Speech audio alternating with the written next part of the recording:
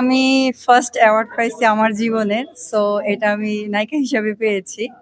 তো আমি সামনে আরো অনেক ভালো ভালো কাজ দেব, দিয়ে ইনশাল্লাহ আরো আরো আরো অ্যাওয়ার্ড নেওয়ার চিন্তা করব।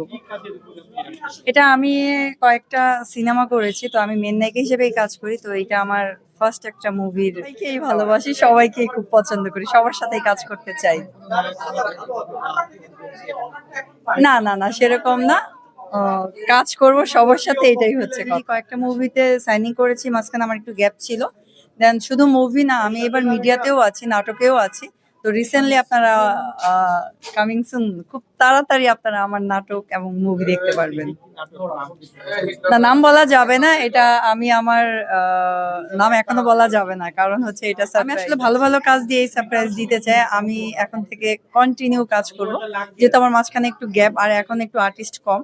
সো কাজ করতে ভালো লাগতেছে। আমি আজকে আমাদের ফিল্ম ক্লাবের পিকনিক ছিল, সেটা বাদ দিয়ে আমি এই অ্যাওয়ার্ডটা নিতে আসছি, কারণ আমার হচ্ছে অ্যাওয়ার্ডের খুব একটা ইচ্ছে ছিল। সো এটা আমি পেয়েছি। So thank you so much আমাকে অ্যাওয়ার্ড দেওয়ার জন্য। আমার নাম হচ্ছে সানজানা। তো সানজানা নামই হচ্ছে আমার ফিল্মের নাম। সো সবাই মনে রাখবেন, এখন থেকে ইনশাল্লাহ কন্টিনিউ আমাকে পাবেন আপনারা।